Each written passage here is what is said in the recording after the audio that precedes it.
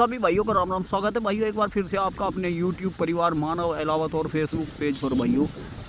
भाइयों गन्ना वैरायटी आप सामने से देख रहे हैं। ये है 0118 टीसू कल्चर वाला, टीसू कल्चर CO 0118 भाइयों।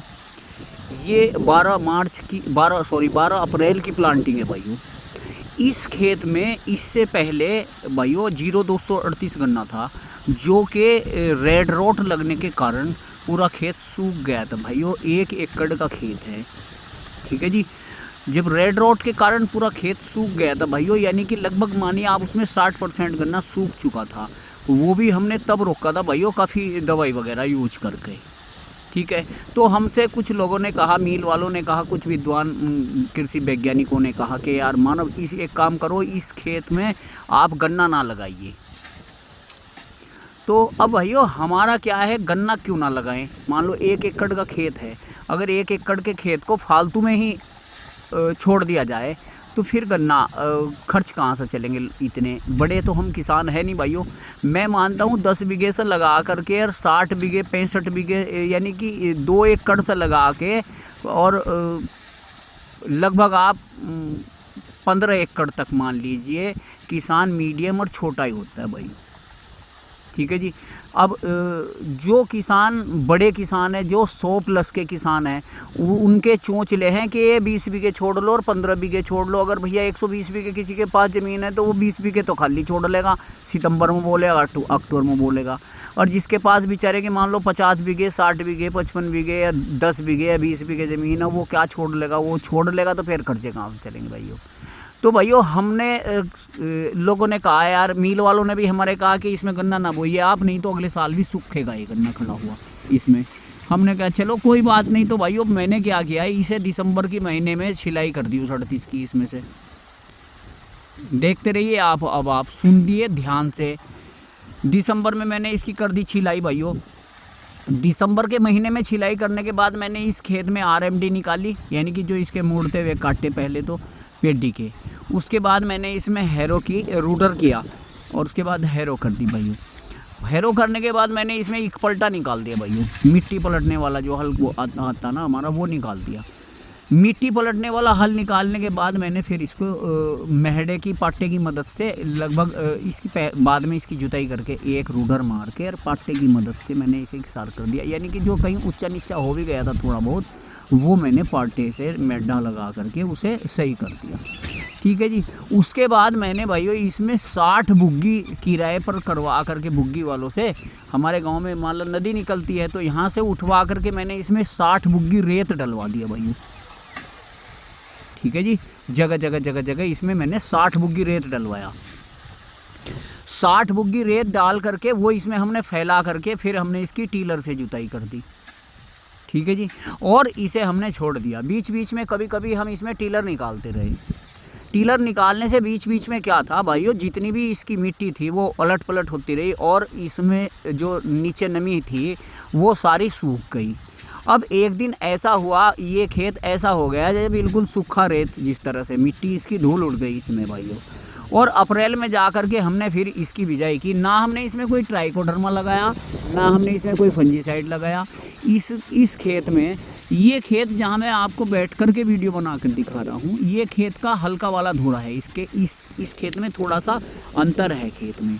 ये जो धोरा है इसका दक्षिण साइड है इस खेत की, और दूसरी पहाड़ की उत्तर की साइड है।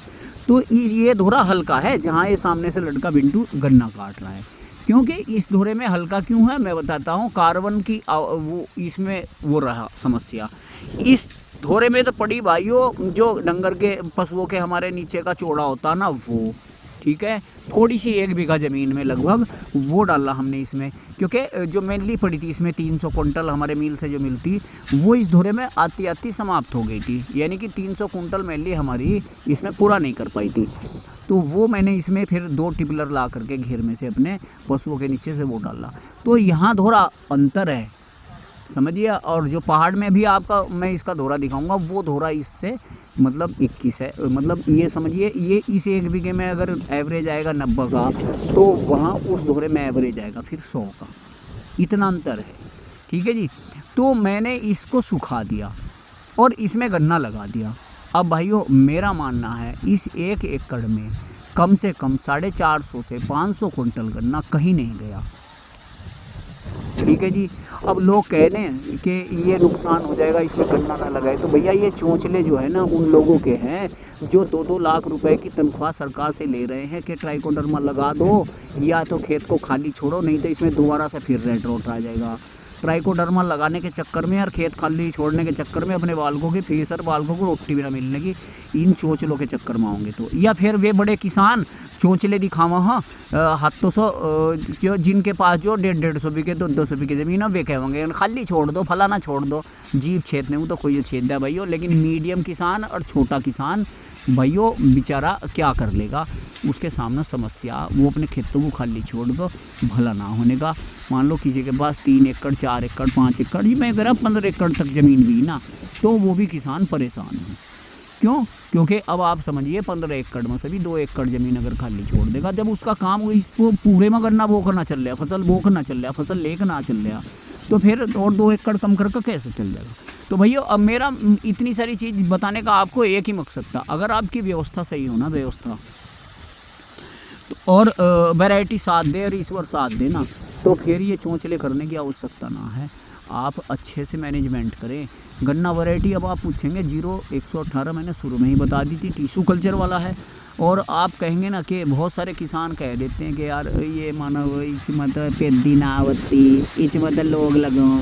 अबे लोग तो लगेंगे ही, देखो अब इसमें कहीं को रोग दिखाई दे रहा है क्या भाइयों? ये साफ़ सुथरा गन्ना खड़ा। मैंने अब इसमें दवाई बता दूँ आपको, बुआई के समय जो लगाई थी 1 डोज वो तो लगाई थी भाइयों, उसके अलावा बुआई के समय तो हमने इसमें लगाया था थायोमिथोक्सो। ठीक है जी। ज़्यादा कीटनाशक का उपयोग मैं ज़मीन से नहीं करता, ज़मीन में कम से कम, और दानेदार कीटनाशक तो ज़मीन में मैं बिल्कुल भी नहीं देता। DAP और दानेदार कीटनाशक 2 चीज़ें मैं ज़मीन में नहीं देता। ठीक है जी। मैं सिंगल सुपर फास्फेट का यूज करता हूँ अपनी गन्ना बुआई के समय।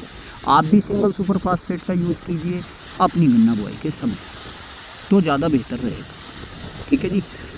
अब क्या है कि उसके बाद मैंने इसमें ये 18 गन्ना में थ्रिप्स आती पाई, थ्रिप्स के 2 स्प्रे किए और एक नीचे से इसमें CTPR यानी कि कोरोजन वाला टेक्निकल मैंने इसमें लगाया था। और वो के बाद कोई ना स्प्रे हुआ इस खेत में, क्योंकि बाढ़ प्रभावित क्षेत्र है। 2 बार नदी की बाढ़ आई, 3-3 फीट पानी भी चला इस खेत में हमारे 6-6 7-7 दिन तक, लगभग 1-1 हफ्ते तक। ठीक है जी। तो वो बाढ़ के कारण इसमें बाद में कोई काम नहीं हुआ, लेकिन फिर भी 0238 के बाद अगर कोई गन्ना वैरायटी है तो वो है 0118 टिश्यू कल्चर वाली, जो आपको पैदावार दे सकती है। इसे अगर कोई वैरायटी मार सकती थी तो वो था पहले वाला, नया वाला 0238। आज का 0238 इसके नज़दीक भी नहीं आएगा। और जब 0238 का ज़माना था तो था भाइयों, अब वो मर चुका, अब उसका नाम लिए से कोई फ़ायदा नहीं है। ये जितनी भी 16202, 18231 और फलाना ढिकड़ाना वैरायटी आ रही ना, इनके चक्कर में मील वाले दे रहे हैं ना, इन्हें मत लेना भाइयों, मील वालों से भी मत लेना, नहीं तो बर्बाद हो जाओगे। मैंने बुआई करके देख लिया, मैंने जलिंडे पाड़ का 18231, 16202 के मील में पहुंचा दिए भाइयों। जलिंडे भी खोने पड़े मुझे खेत में से, इतना बुरा गन्नी वैरायटी है। ठीक है, ये है भाइयों इसका उत्तर का धुरा इस खेत का। अब मेरा मतलब ये है, अगर किसी भाई को आसपास के आदमी को, मेरे क्षेत्र के आसपास का कोई भी किसान हो और सीड चाहिए, तो भाई मेरे आइए, गन्ना लेकर के आइए और बदले में गन्ना ले जाइए मेरे खेत में से।